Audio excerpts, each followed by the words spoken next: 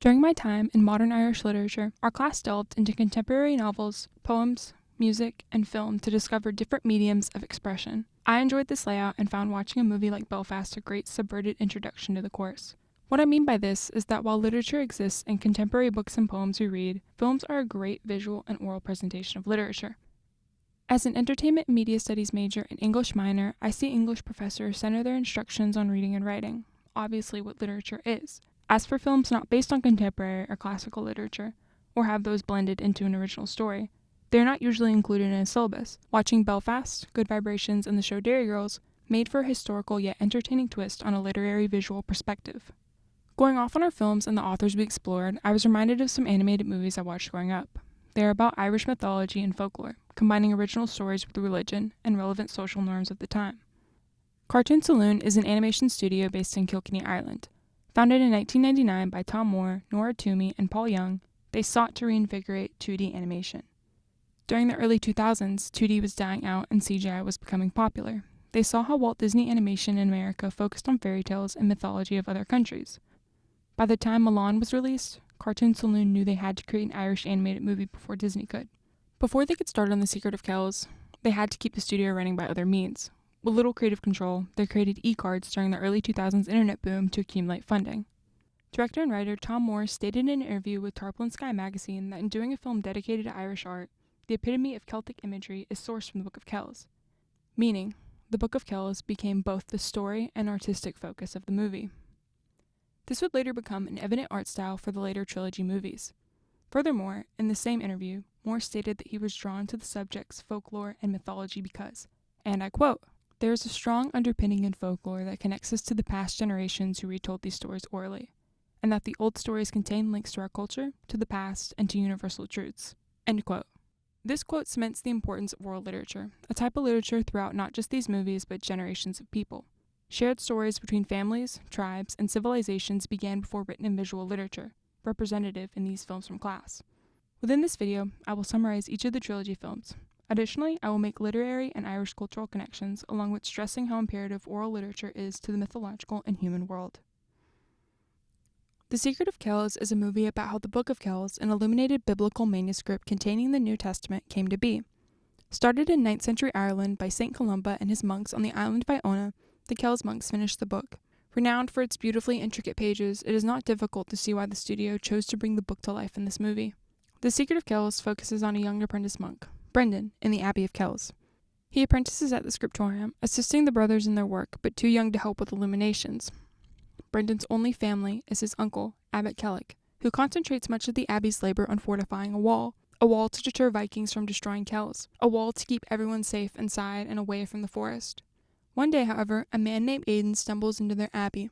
Not only is he a refugee at the hands of the Vikings, but he escaped from the island of Iona with nothing but the Book of Iona and his cat, Pengurbon. Earlier in the movie, the monks tell Brendan about Aidan, Iona's masterful illuminator. With the Eye of Colmcille, a magnifying crystal, he makes ordinary writings come to life, history into art, something that the Kell monks cannot do.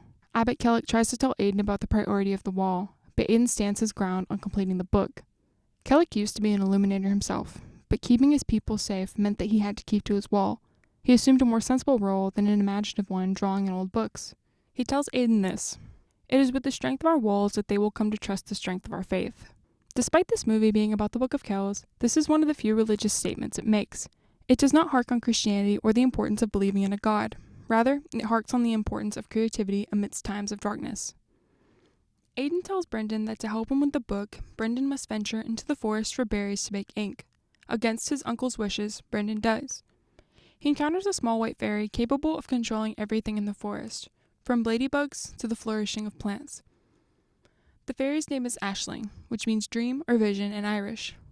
The name is also a word for Mythiopoeic poetry, which appeared in the Irish language around the 17th century. It is a form of contemporary narrative with a mythical spin to it, per Ian Buchanan's A Dictionary of Critical Theory. The movie's structure is similar to a mythopoeic narrative. Rather than simply oral literature, The Secret of Kells replays its roots through the mythical additions of pagan culture, Aisling the Forest Fae against the backdrop of a dreary Christian abbey. However, the movie does not undermine Christianity, as Brendan seeks to finish the Book of Iona to bring about light in the time of the Northman invasions. Despite Aisling being who she is, she helps Brendan retrieve the berries because he respects the beauty of her forest. Before they leave, he finds himself bewitched at the entrance of a dark cave. Aisling warns him that beneath the shadows lies Crom Cruach, an ancient pagan deity who made human sacrifices. He dismisses it as nonsense, but before black tendrils pull him in, Aisling saves him in the nick of time. Back in the Abbey, Brendan assists Aidan in making ink. When Aidan hands the quill to Brendan, he makes a mistake. However, instead of starting over, Aidan encourages him to continue with the rest of the piece. It is representative of continue a craft you love until you get better. Do not hide the errors, embrace them. The next day, for Brendan to excel in his illumination, Aidan tells him he needs the Eye of Columkill. However, when he realizes he lost it while escaping Iona, he remarks that St. Columkill won the eye from Crom Cruach, the creature from Aisling's forest. Without the crystal, the page cannot be finished. Reminder that this is what the Kira page actually looks like, meaning the crystal's magnifying properties are needed to complete the page. Brendan must go into the cave and retrieve the eye, but the abbot locks him in his room. To free him, Pengurbon ventures into the woods for Aisling. When she comes to free Brendan, he tells her of the key in the abbot's room. In folklore, since fairies are repelled by iron, she enchants a ghost of Pengurbon to retrieve it. In my rewatch, the name Pengurbon seemed somewhat familiar. After some research, I found that Seamus Heaney translated an anonymous poem dating back to around the birth of the Book of Kells, aptly titled Pengurbon. It is from the perspective of an illuminator as focused on the pages as his cat, Pengurbon, is on a mouse. Moore states that this poem inspired Pengurbon's existence in The Secret of Kells, but it also echoes Aidan's character as he focuses, and I quote, on the challenges of the page, and solving the cruxes as he makes his mark. Aisling warns against Brendan's quest. Crom Cruach killed her family and her mother. Crom Cruach is the reason she is alone in this forest.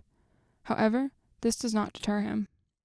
At the entrance of the cave, Aisling uses the last of her strength to open it. She asks that Brendan turn the darkness into light, which is representative of the illuminating powers that the Book of Iona could potentially possess. Crom Cruach sweeps beside him in the dark expanse. The deity of this film has a snake-like form. He's a tangled mess of hatred. L.D. Symington's piece, which dates back to the 19th century, depicts St. Patrick before Crom as a single-eyed beast towering over him. Cartoon Saloon's portrayal characterizes him as a foul creature in the underbelly of Aisling's beautiful forest with crystal-like eyes, the eyes of Crom. When a piece of chalk falls from Brendan's pocket, he weaponizes it. Encircling the beast, the white of the chalk symbolizes light in the darkness. The circle represents art containing practicality in the form of Crom Cruach. Art will triumph over the practical, not the other way around. Before the circle closes, Brendan seizes the eye, leading Crom Cruach to eat himself in blinded ferociousness. Just as quickly as Brendan returns, he continues his work with Aidan. In his retelling to him, Brendan remarks that there is more than one story, and Crom Cruach has more than one eye. I felt this statement points out the flaws or differences in oral literature. While books and manuscripts retain commonly consistent writing, stories passed down can vary from generation to generation. In the end, Brendan realizes that two eyes of Crom can exist. A second chance to finish the book is realized. Just as quickly as Brendan uses the crystal, the abbot enters the scriptorium, cursing his drawings as the Vikings are one day out. He locks Aidan and Brendan safely inside with the book. However, in Abbott's attempts to shelter his people, the Northmen are quicker. Flaming arrows pelt the abbey. The stairs to the tower cannot hold them all. Abbott takes an arrow to the shoulder, turning to see the scriptorium aflame. His nephew is in there, but he is stabbed before he can get to him. It is important to note that the Vikings pilfering these lands were real. They laid waste to people's homes in search of victory and gold, no matter how many people they had to kill to get it. Red, black, and white remaining as the only colors at this point emphasized the insistence of clearing out both the pagan magnificence of the forest and the peacefulness that existed in the Christian abbey. Fortunately, by the wits of Aidan and Brendan, they managed to escape in the woods. The Abbey of Kells lies burning. Throughout the years, Brendan and Aidan finish the book. They show it to others, inspiring hope in the times of the Viking raids. Aisling appears in the forest to guide Brendan to Kells. Her forest is still there, untouched by the Northmen. The Abbey of Kells is rebuilding, and he sees his uncle is alive. Kellic apologizes to Brendan for his stubbornness all those years ago, but Brendan simply hands him the Book of Iona, now the Book of Kells. Next up is Song of the Sea. Song of the Sea is the second released film in the Irish Trilogy. It depicts the studio's growth and strays from retelling the creation of a biblical illumination. Rather, it leans more towards a perspective set in the 80s. The film opens with a woman recounting William Butler Yeats's poem, The Stolen Child. Come away, O human child.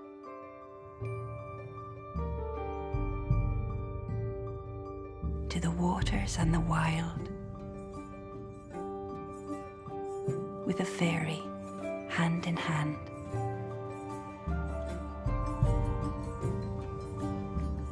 For the world's more full of weeping than you can understand. The woman recounting this poem is Brona, the mother of the film's main protagonist Ben. As the two paint the second child's nursery, she begins to sing to Ben in Irish. The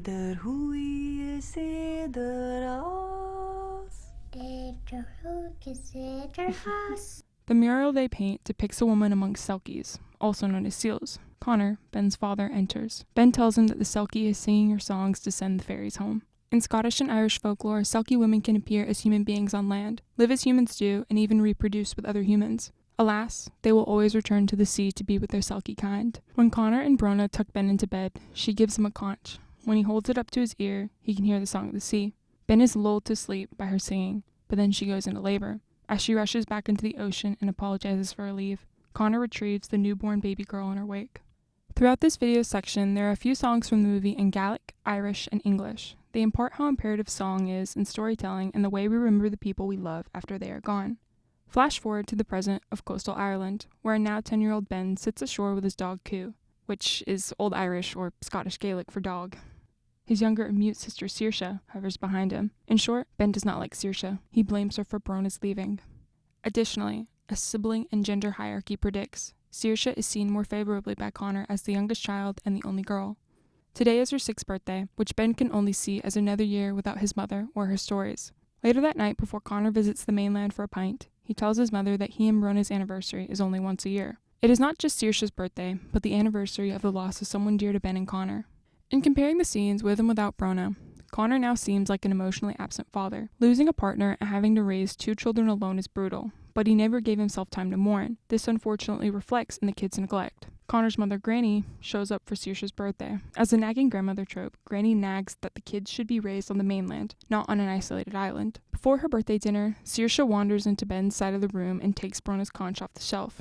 As she starts to play it, Ben snatches it away from her hands, claiming their mother left it only to him. It is this crossroads that Saoirse is unfortunately caught in. Connor silently battles with the loss of Brona while Ben hoards all that he has of her to himself. Saoirse gets the emotional whiplash without ever meeting her or hearing her stories. At bedtime, Ben decides to tell Saoirse the story of Maclear's mother, Macha the Owl Witch. She is a part owl deity who can take away negative emotions. After losing his beloved family, the son of the sea cries a literal ocean of tears. Macha takes those painful feelings away, but he becomes stone. It is said that once he turned to stone, Maclear became what is known today as the Isle of Man. Macha's powers deter fays from singing on Halloween night, especially since her owls could do to them what she did to Maclear. In Irish mythology, Macha is the goddess concerned with sovereignty, war, and fertility. In Song of the Sea, however, there are liberties taken with her character to mirror the film's main characters. In the middle of the night, Saoirse awakens to play the conch while Ben is asleep. As she plays, white particles appear to guide her to a hidden chest in the home. In it is a small white coat, her selkie skin. With it, she wanders into the sea and joins her fellow selkies for a beautifully animated ocean sequence. When it ends, she washes ashore asleep. There to greet her is her confused and terrified Granny. Connor, too defeated to argue with her, relinquishes his children to his mother. He takes the chest, the selkie coat, and the truth about Saoirse's true heritage and chucks them into the ocean. When Granny and the children arrive in Dublin, it is Halloween. While Ben works on a map to escape back home to his dog Coo, Saoirse tries to regain her selkie powers with Granny's coat. When it does not work, Granny goes to throw the coat out, opening the trash can to 3 fairies. They ask if she's the selkie, but she dismisses them as trick-or-treaters. When Ben and Saoirse sneak out, she begins playing the conch, emitting particles of light that lead to a cul-de-sac center, a fairy fort. The 3 fairies inside call themselves the Dina She. Ben remarks how Brona's stories mention them. They reveal that Saoirse is the selkie meant to sing to their brethren turned to stone by Macha. However, she does not have her coat, and she cannot speak. When they sing Dulaman, it alerts Macha's owls of their presence. Before they turn the kids to stone, the fleeting Dina She warned them that they must get the selkie's coat. In a British Film Institute interview, Tom Moore stated, I was on holidays with my family in the west of Ireland, and we were sketching on the beach with my son, who was about 10 at the time, and there was some seals, dead seals that we spotted on the beach, and we were a bit disturbed by that. And we asked the lady that we were renting the cottage from, why were there seals that had been killed on the beach? And she said that some of the local fishermen had started to kill seals, blaming them for the falling fish stocks. So she started telling us that would never have happened, 50 years ago, when people really believed that the seals could have the souls of people who'd been lost at sea, or people still believed in selkies and stuff. So that kind of started me thinking that the folklore that we were all kind of forgetting, or that we were fossilizing just for tourists or whatever, was getting lost, in a sense, that the real understanding of it and all the wisdom and the connection with nature that came from those stories was getting lost. So I started thinking about all the stories about selkies and started dreaming up this idea. So they set out for home, with Saoirse growing weaker by the second since she is far from water. When they come upon a holy whale, Saoirse dives in. Although still afraid of the water, Ben follows in after her and comes upon a long-haired mysterious being. The being is Shanachie. In Irish history, Shanachie is a term for the people who are storytellers of Irish folklore, per Old Moore's Almanac. Shanachie's design in this movie takes inspiration from a real-life Shanachie, Eddie Lenihan. Each strand of his hair holds a story. The shorter they are, the shorter the story, vice versa. When Ben tells Shanachie that Saoirse is a selkie, Shanachie sees in his hair that Macha's owls have her. Shanachie gives him the glowing strand of hair that leads to her. In Ben's walk, the story of Saoirse's birth flashes to his mind. The moment his mother left, he started resenting Saoirse. Brona was called back to the sea, so she had to save the baby before she turned back into a seal. This is Ben's full circle moment of understanding that his contempt for Saoirse is wrong. Now, he is more than determined to save his sister. In Macha's hut, it echoes Granny's house. The film does not make it blatantly obvious that MacLear represents Connor while Macha represents Granny, but it becomes clear enough for some subtlety. The choice to make these characters inspired by mythology while combining the existence of selkies cements the coexistence of humans and fairy lives. Throughout all three films, a human character and a non-human character form a bond despite their differences. But what is different about Song of the Sea is that the bond between Ben and Saoirse, who are a family, is a fixed one rather than a brand new one. When Ben meets Macha, her calm demeanor confuses him. She is not like his mother's stories. Macha tells him that those stories make her out to be the bad guy. She tries to tell him that she is different, and that she can see his pain. In this vein, Granny believes that taking the children to the mainland is best for them, that it's the help that they need. When Macha tries to take Ben's feelings away, he hears Coo upstairs. In the attic, Ben finds Saoirse half turned to stone. With Macha's impending presence, Ben asks Saoirse to play the Song of the Saving on the shell. However, she is too weak. Ben realizes that it is too late, and apologizes to her for being a terrible brother. In their presumed final moments, he stops hoarding his mother's memories and sings to her. With this validation, Saoirse garners enough strength to play. She shatters the enchanted jars of feelings, dropping the prized shell out of exhaustion. At the film's start, Ben would have been angry about this shell shattering, but he does not even regard it. His sister just saved them. He is proud of her. Macha realizes the pains she has caused and enchants them away home. Back at home, Connor sees the graying Saoirse and takes the children out to sea. He thinks she needs a doctor. When Connor tells Ben about the coat, Ben risks his life in fear and dives into the ocean to get it. With the help of the selkies, he retrieves it as Connor brings him to the surface. When they don Saoirse in the coat, her first word is Ben. Selkie Saoirse and the seals return the family to MacLear's shore. She must sing to be better, so Ben starts the Song of the Sea for her. This further emphasizes his regret for keeping the memories of their mother to himself. She repeats after him, calling upon the freedom of all those turned to stone. The Dina-Shi and their family, MacLear and Macha, are all free thanks to Saoirse's song. Then, after she sings it in Irish, and then the verses in English, Brona appears before them to bring Saoirse with her to their Tír na nÓg. Saoirse is given the choice between the human world and being a selkie. After her decision, which is ultimately staying with her human family, the bond of the human and mythological world is severed. Brona was just going to silently lead her selkie daughter into the ocean, only acknowledging her son when he pleads for Saoirse to stay with them. Brona embraces Connor, and Ben asks if she can stay with them too. She tells him this: My son, remember me in your stories and in your songs. Know that I will always love you. Always.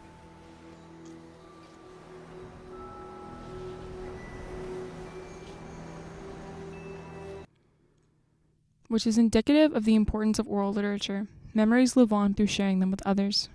Additionally, the scene made me consider how taken aback Brona was when she told her family she had to leave. She is not a human, so the concept of a seal mother staying with her human children does not come across as a domestic duty. Berku Tekin's writing titled Female Chants from the Past, Celtic Myths and Tom Moore's Song of the Sea regards this motherly sphere of influence. Per this writing, old values of women, specifically a perfect Irish woman, was a mother subservient to her husband and family. With the balance of the Fae world, she subverts this expectation and liberates herself to her selkie kind. Overall, I will leave this movie reiterating Geats's poem from the beginning. Come away, O human child, to the waters and the wild. This symbolizes Ben's journey throughout the movie, with a fairy hand in hand, which represents the repairing of his and Saoirse's relationship. For the world's more full of weeping than you can understand.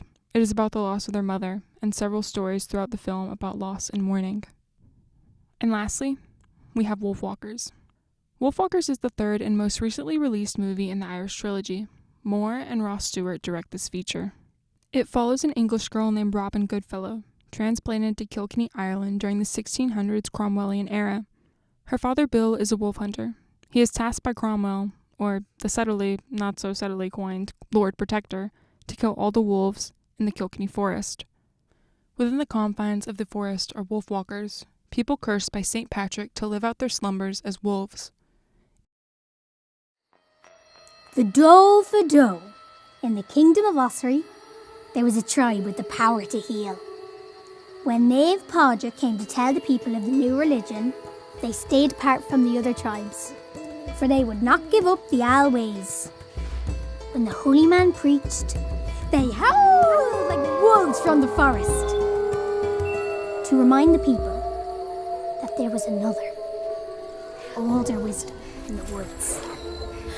Some say that Patrick cursed them, others that he blessed them. But the result was the same. Evermore, they would walk as people by day and roam as wolves by night. Leaving their human form behind, any harm or good that befell them as wolves, they felt in their waking form too. They were a proud breed, living with the wild wolves, keeping the peace between man and the wilderness. However, the film's Wolves of Ossory do not see the shift as a curse, but as a strength. After the analysis of the previous films, less emphasis on oral literature will be discussed. The reason is that this film shares resemblances with the other movies that I would like to cover. Firstly, Robin is the only primary female protagonist, as well as the only non-Irish protagonist in the trilogy. In early concepts of the movie and the film's art book, Robin was a boy. However, a boy wanting to be a hunter like his father in the 1600s provided no stakes because he could be one. A girl wanting to be a hunter in the 1600s? Now this would be a new conflict unexplored by the studio. The movie opens with townies of Kilkenny chopping down trees in the forest. When wolves attack them, a tall woman and her daughter, Mull and Mabe, call them off. They heal one of the men. They are wolfwalkers. Then, the audience is introduced to Robin. She practices wolf targets in hunter's garb instead of tending to her chores in a bonnet and dress. Her father returns home to find her neglecting these domestic duties. As her sole surviving parent, he seeks to protect her from the dangerous forest. She encourages him to take her wolf hunting. She is not afraid of the wolves of the forest, or so she says.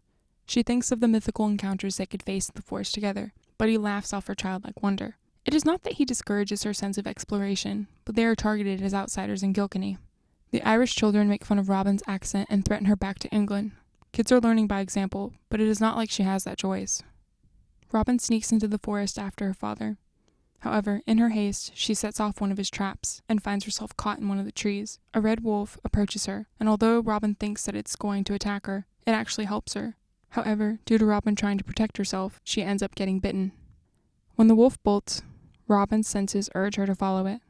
In the den, the red-haired Mull and Mabe's sleeping figures can be seen. The wolf assumes a silhouette and returns to Mabe's body, the wolfwalker. She catches Robin and starts to chase her out of her forest. During the chase, the two exchange banter and quickly become close friends. The unlikely bond between the young girls is more different than in just the cartoon Saloon way of a non-human and fairy pair. Robin Goodfellow is English and, after coming to Ireland, is expected to perform a woman's intended labor within the English confines of Kilkenny. She meets a girl near her age, Meb MacTier, who grew up in the Irish forest as a wolfwalker. She is wild and free, confined to the forest, but able to roam all around its beauty. Neither accepts the roles society wants to place them in, and that starts their friendship. They both only have one parent. Robin has her father, while Mabe has her mother. Both parents are willing to do whatever possible to protect their children. Bill is afraid to undermine his orders and risk endangering his daughter. He never questions or tries to disobey Lord Protector. When Robin tells him about Mabe, he shuts her down and makes her stay in the scullery, where he knows she will be safe. Mabe tells Robin their wolf pack was leaving the forest following Cromwell's deforestation decree. However, Mole went off to find them a safe den and has not returned. When Robin goes to sleep that night, she becomes a wolf. She ventures into the woods in search of Mabe, who never meant for the bite to transform her. Although Mabe shows her the fun sides of being a wolf, in this form, Robin could be killed by her own father. Much like the Secret of Kells, Kilkenny mirrors the grey, stifling Abbey of Kells. The Ossory forest reflects Ashley's forest, complete with a mysterious girl the main character befriends. In this regard, Song of the Sea's verse from Yeats' Stolen Child reiterates, "To the waters in the wild, with a fairy hand in hand," to symbolize the girls' friendship. Also, the same can be said for Ashley and Brendan's friendship. The otherness is depicted as insane witchcraft humans must not interact with, but it is obvious throughout all three movies and through Irish folklore that one cannot exist without the other. When she returns to her village, the scent of another wolf takes her to the scullery. In a large cage is Mabe's mother. Robin has since decided that hunting these wolves is wrong. The environmental aspect of clearing the forest goes beyond clearing trees. It covers forced assimilation through colonization, something Cromwell does through a self-proclaimed divine right. But explaining this to her father is powerless when he heeds the Lord Protector. She cannot get through to the most important person in her life, who constantly overlooks her stance as adolescent foolishness. In Robin's new identity, her alliance rests with the wolves, the beings she first sought to destroy. Mabe goes into town and hears the townspeople talking about Mole. A sleep-deprived Robin chases Mabe down, warning her that she and her pack must leave. When Lord Protector shows off Wolf Mole, she is hysterical over seeing Mabe again. Lord Protector promises to burn down the forest by dawn. When Mabe climbs the stage, Lord Protector orders Bill to seize the child. However, in his haste, he is bitten by Mole. Mabe retreats and promises vengeance on the town. When Cromwell berates Bill, Robin stands her ground with the wolf walkers. As a side note, I kept getting scared every time Robin tried to stand up to the Lord Protector. I understand this is a children's movie, but the possibility of Robin facing execution for believing in the mythological world, especially as a young woman, was possible around this time period. Mole watches as Robin pleads with her father not to kill her. She understands the struggle a parent faces in protecting their child, even when their choices rival what is morally right. Is the Lord Protector's divine will in killing the wolves the solution? No, it is not. Bill's choices are morally misguided. He is afraid to stand up for himself and risk his daughter's safety. Robin protects Mole and goes against her father and the town's rules. Wolf Mole reunites with her human Mabe. However, one of Bill's arrows strikes Mole's chest. She is unconscious. Bill holds his daughter tightly. She tries to escape his grasp to help Mabe. Parents commonly will not understand their children's beliefs. However, shunning them away from them does more harm than good. Robin ultimately leaves her father to help heal Mole. Cromwell orders a chain on Bill as he and his men charge into the forest. While Mabe struggles to heal her mother, Robin tries to get to her aid. When Cromwell points his musket at Robin, Bill attacks him, now turned into a wolf.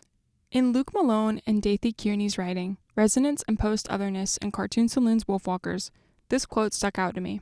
Robin and Bill's initial identities as hunters is overcome by empathy for the hunted, and they join the Wolfwalkers at the climax of the film.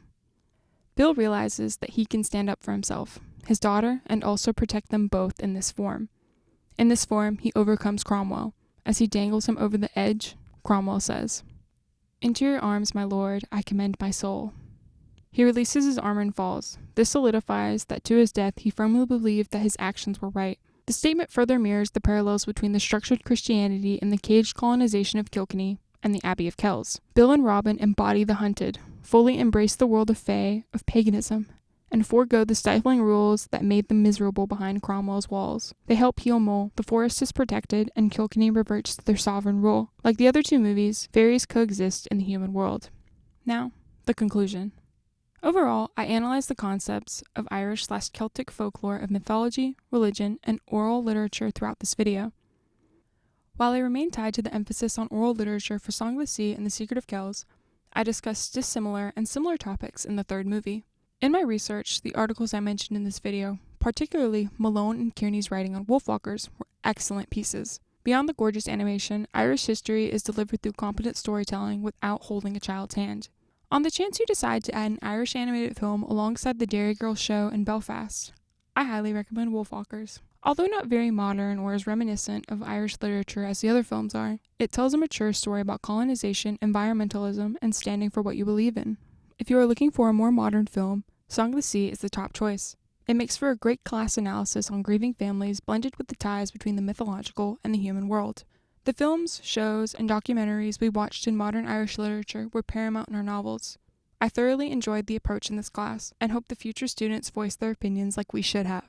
Thank you.